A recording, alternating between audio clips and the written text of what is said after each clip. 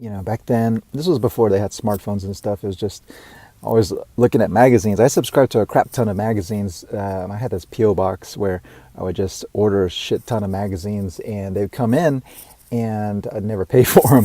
So, but I would always be browsing them. And Time magazine was one. I saw a picture in one issue of this celebrity who was very attractive, but she just turned 40, and that was the big deal of that story. And her image stayed in my mind, and she appeared in this dream that I had as a goddess or pure muse type figure for some reason, or maybe surrogate mother. And it was such a powerful experience that the next day I just started writing. And I wrote like 3,000 words every day for 5 months, and I had a 500-page novel by the end of it, I think by my 16th birthday, and I started sending it out to publishers.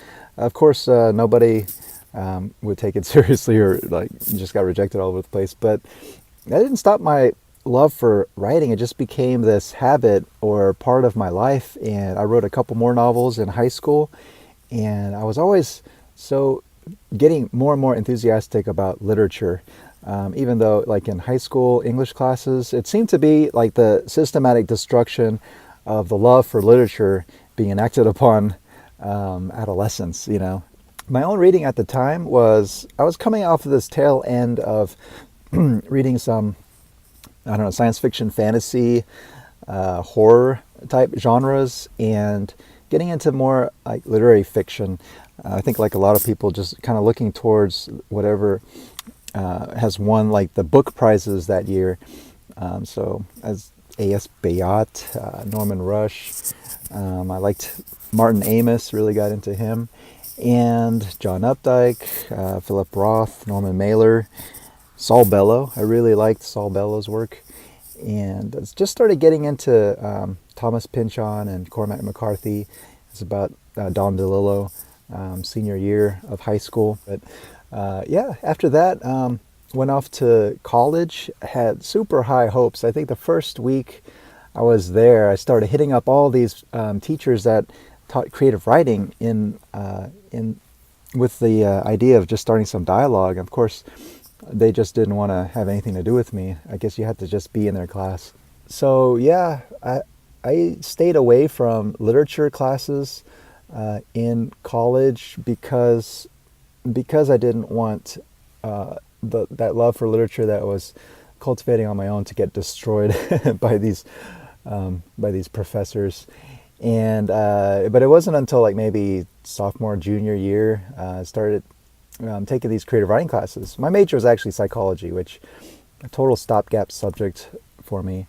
No interest in really pursuing it. Every day or every hour I was walking around campus and only thinking about writing and reading and being in the dormitories and just getting up in the stairwell, like the top part of the stairwell, and getting into like William T. Vollmann's work for the first time, like the ice shirt. I mean, it was just such an awesome discovery, especially being cold up there, I think in the wintertime, kind of like how it is right now here in this car.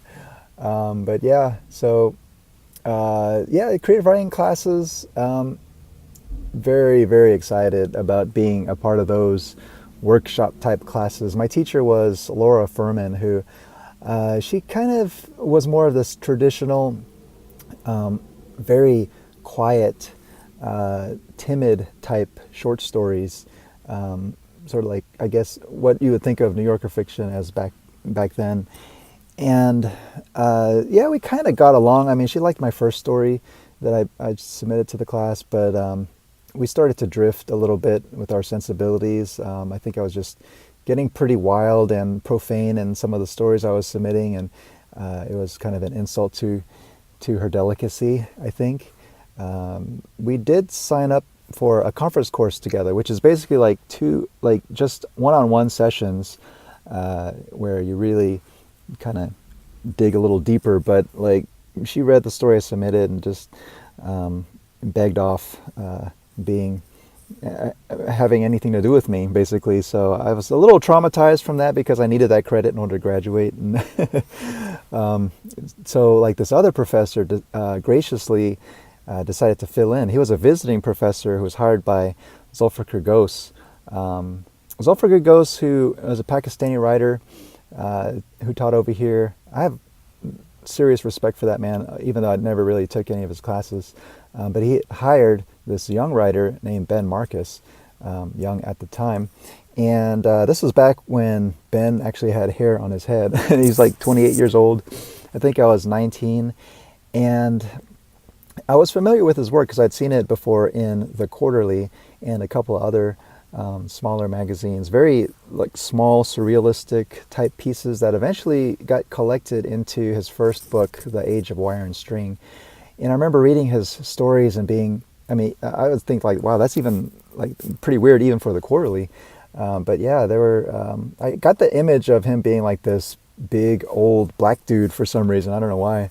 But yeah, he's young, pasty white guy, kind of hipsterish, like first day of class, just totally, assaulted us with his passion for literature, which was amazing. Like here was hope finally personified. And he was talking about how he was going to bring in some guest speakers that semester, Gordon Lish, Diane Williams, and I was just, I mean, my mind was blown. Those writers never did come to to visit, but it was clear he's well connected there, and we liked a lot of the same writers, Gary Lutz, Diane Williams. Yeah, her writing, she swerves a lot, kind of like how I'm doing in this video here. It's sort of like that. You go to the beach and you try to feed the seagulls, and there's this one insane seagull that's able to just swerve and teleport, to get the bread. I kind of think of her sentences being like that. Actually, a lot of the writing that I was into was able to do that just at a sentence by sentence level, just staying very close to the sentiment, not really having a lot of fluff. This is all stuff edited by Gordon Lish, and able to swerve, or I guess you'd call it having a lot of torque in the sentences. And they're very like sonically aware, that type of writing. So yeah, we like that kind of stuff. So the conference course I had with him, I get so excited just knowing the next day I get to talk to him, and I have a hard time sleeping, and just all these topics will come into my head to discuss with him. And I was sort of in that mold as well of trying to be a standard short story writer. I read a ton of short stories back then. It was all the sort of Best American, O. Henry.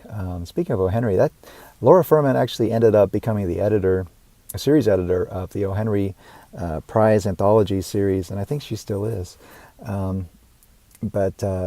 Yeah, just kind of fitting that mold. I like writers like, Tom Jones, those sort of folks. Murakami was kind of becoming popular, and George Saunders was just starting to publish, and we just have a good time talking about writers like that. And he really turned me on to like Samuel Beckett, Borges. He was really into Thomas Bernhardt, but he came from Brown, so he was part of this Coover Hawkes type sensibility, which is fantastic. And after that class, after I graduated, I really tried to be a writer. I flipped my sleeping schedule so that I would just sleep during the day and write at night. Total isolation. I remember I put these pieces of foam up against the windows of the apartment I was living in, so I wouldn't have any kind of light or noise come into the room. And I just went hard at it, and yeah, those are some pretty depressing times. But yeah, I was reading more into, like, I guess heavier literature, like William Gaddis.